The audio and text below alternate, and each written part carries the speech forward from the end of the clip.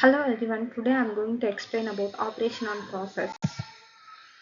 Operation on process is nothing but the action of activities performed on process in an operating system. Operation on process, the process in which system can execute concurrently and they may be created and deleted dynamically. Here it is operation on process is nothing but it's multi-programming, like so many jobs can do in at a time. And operation on process is having two types. One is process creation and process termination. In this, process creation and termination are two types in operation on process. Operation on process can share the time sharing in ways it can distribute time equally to each and every user. And next we are going to see about process creation. Process creation. During the process execution, a process may create several new process. Like we can take here example, A can be parent node like B or C of the child node. It can taking that A can take two processes, and then the creating process is called parent process and the new processor are called children of that processor. As I told, like a have two processes, that is B and C, the two are child of A. And then coming to the B have three childs, one is D, E and F. D, E, F are the children of B node, I mean B process. B process is the parent of D, E, F. And we are coming to right side. C is the parent node and G is the child node. Here also D have one child node, that is H, and H is the parent node and I is the children node. Each of these new processes may in turn create other processes. And I'm saying about here, each process can create the several processes, that is called nothing but child processes, forming a tree of process. Operating system identify processes with unique process identifier or PID. PID is nothing but process ID, which is typically our integer number. It may be have integer number or a like word also. And then I'm going to explain about the tree of process on a typical Linux system. In this Linux system, the first one is, this is the example of the process of Linux system. This is topmost parent root node parent. Top one is the parent node and it is the one of parent node and all the process is having in its own process ID. That is nothing but PID, as if I told before. That then here we have integer number. Integer number, see this, for every process is having its own PID already. I told PID is nothing but process ID. Okay, by using this PID only we have referred the particular process. Here in it here here in it is one process, one parent process, and this will be create a logic k thread and SPHD process. And again this login process will create that bash process. Bash process is also having like two childrens, and one children is PS and the I mean first children is PS and next children is EMAS, and all the process is having its own PID.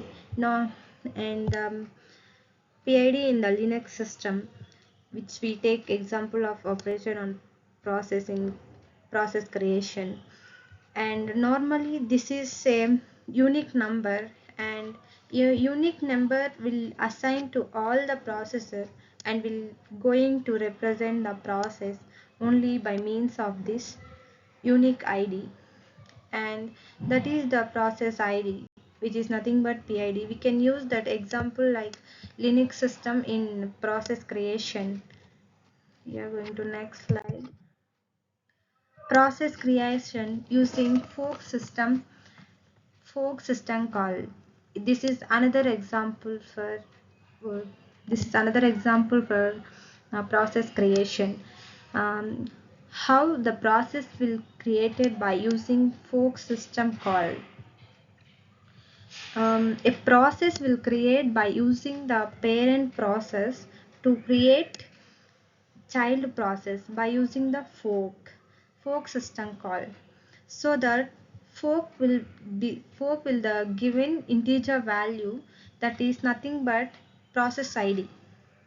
If you if mm, if this fork, then the child process will be exactly copy of the parent process.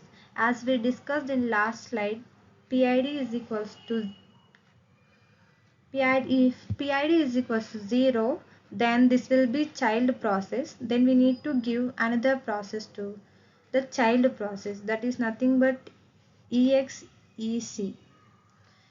We are going to assign some other task to the child process, then execute to the command, for example of ls command.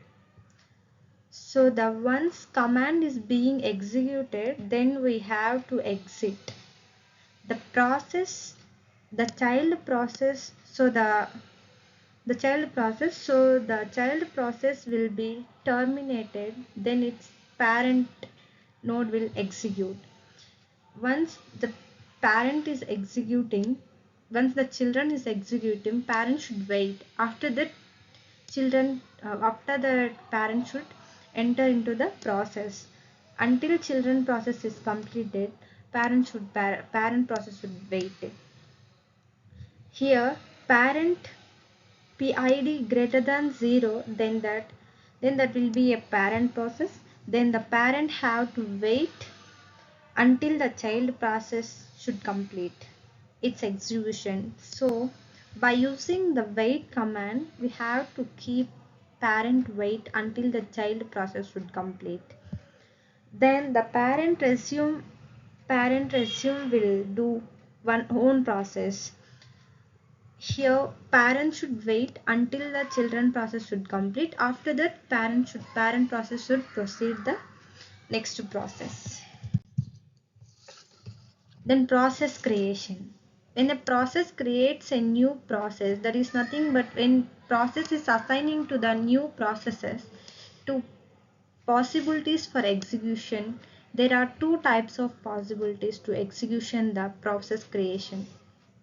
One is the parent continues to execute concurrently with its children, or the parents wait until of its children have terminated or deleted.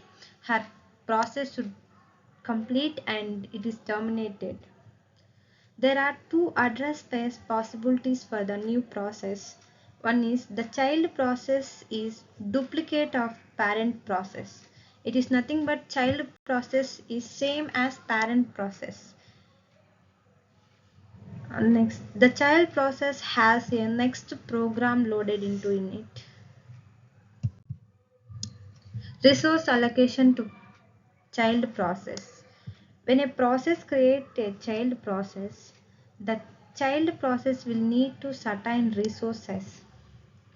When the process creates a new process, like when parent process creates a new processes, the duplicate of child process is processing many processes. The child process will need to certain resources like CPU time, memory, files, IO devices to complete the task, to accomplish the task. The child process may be able to obtain its resources directly from the operating system, or it may be constrained to a subset of resource of a parent process. Same as like that, parent should proceed first the process until the children wait until the children process should complete, no, so that when the process is completely when the parent process is completely process the process, then only the children process will when the children process terminated, then the parent process should execution that process.